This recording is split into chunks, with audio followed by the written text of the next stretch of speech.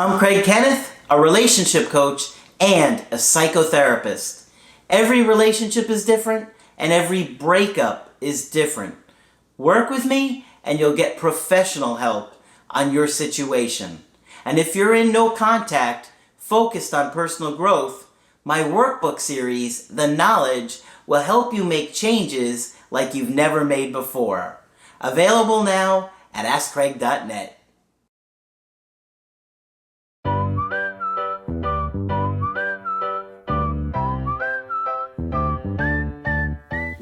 Hi there, I'm Coach Craig Kenneth. And I'm Coach Victoria. And today we're going to be talking about how a breakup affects the mind. Mm-hmm. Boy, it really does, doesn't it? You know, when you're going through a breakup, your whole kind of sense of reality is thrown off. Mm-hmm. You just don't really know what the heck is going on anymore. Your life feels upside down. Your world feels like it's kind of being torn apart sometimes. Like your whole future that you've been planning is like gone, and all you want to do is try and fix it. And it's so overwhelming. It may impact you all day, every day, for most days, right? Especially in the beginning. So recently we talked about how your body is affected by a breakup. And so we thought today we would talk about what your mind goes through. Exactly. And it can really be so confusing because you don't really feel like yourself during a breakup. Mm-hmm. And so your brain is being affected by this enormous amount of stress. And so we are hoping that this video can make some sense of it for you. Yeah. And to normalize it because it's not talked about enough.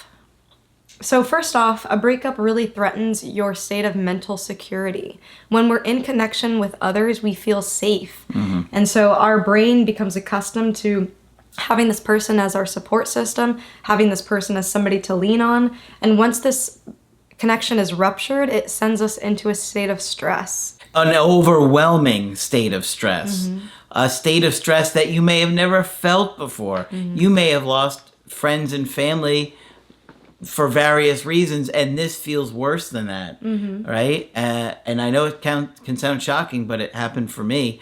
And so you're probably going to have difficulty concentrating. That's a big one. Mm-hmm. And you kind of keep going back to, where's my ex? Where are they at? What are they doing?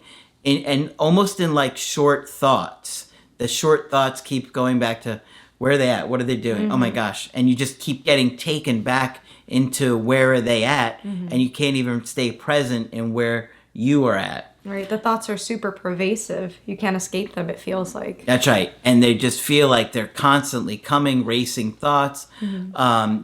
Every conversation you have someone seems to be about going through your breakup, and you know, I was like that, and I told you about, like back in the day, I used to talk to about my breakup, and you know, we had another friend that was like that, that you were friends with, that used to always talk about it. So we kind of saw it together like years ago, even way before we started the channel, we used to talk about this stuff.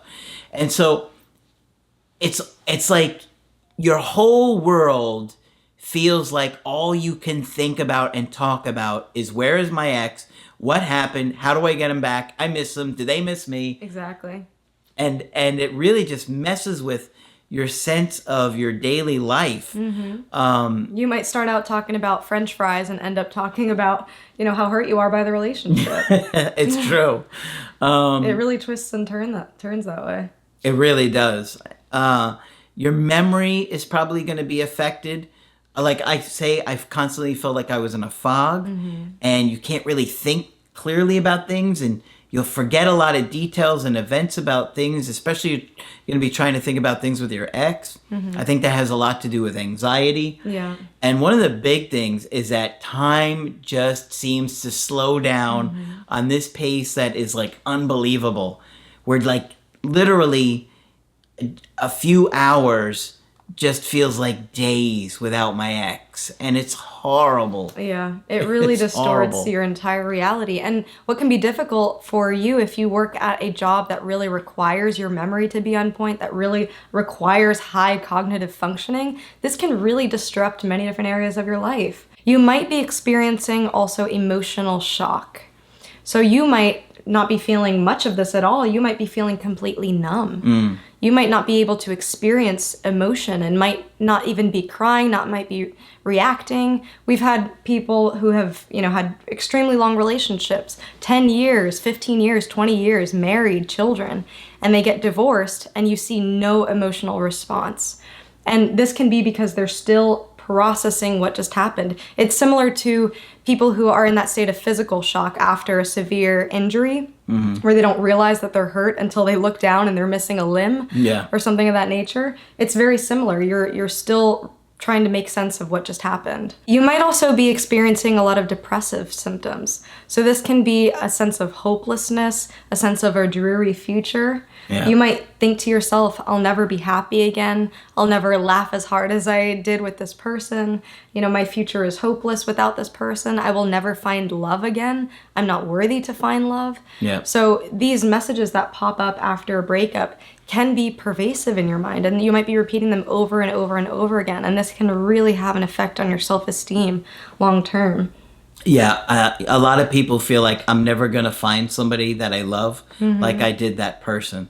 And we can't say with all certainty that that's not true. It might be true. However, we always want you guys to stay focused on the personal growth, work through this breakup and process it. And if you do, you'll heal from it regardless. And it will put you in a better position to reattract people. Exactly. Okay? And imagine how much more of a mature and fulfilling love you can have when you do start working on those deep core issues. But, a lot of times it's hard to get to that place, especially in the beginning. And even small tasks can just feel overwhelming. And you just get so exhausted by the thought of having to do any little thing that it can just kind of leave you stuck and not wanting to do anything. And this is partly because when you are depressed, your energy is so low that you physically feel like you can't. Yes, it's exhausting. And your entire routine is just overwhelmed and you don't want to do any of it. Another major thing that can be affected in your life after a breakup is your social circle. You might find yourself isolating a lot and dealing with things on your own, whereas in the past you might have reached out more to friends and coped that way. So that's a big one, because during depression and during depressive states, it's really important to reach out to people who are close to you. You might not feel like it at the time, but social support is crucial to mental health. Yeah, absolutely. Everyone will experience different symptoms, and the severity will be different for each of you. Some may be impacted by some things more than others. This is normal. But working on yourself, focusing on your mental health, going to therapy, doing the workbooks or the creative healing course will help you really process and heal that and get to a good place. Exactly. And for a lot of you, what you are dealing with, depending on the severity, it can be an active trauma. Breakups can be traumatic. And so if you think about what trauma does to the mind, that could be what is happening for you right now. And this is why we try to emphasize self-care so much, because we want to mitigate any type of negative effects of this state of stress that you're in. Absolutely. So it's normal to go through all these things and more. And if you have other symptoms and things going on, share them with us. We'd like to see in the comment section. Of course, if you want to get our help personally, you can do that on my website, askcraig.net. I do email coaching and I do Skype. And now Coach Victoria is doing Skype coaching. Yes, and I'm looking forward to speaking with you. Just sign up on the website. But that's it for this video. I'm Coach Craig Kenneth. And I'm Coach Victoria. And we will talk with you soon.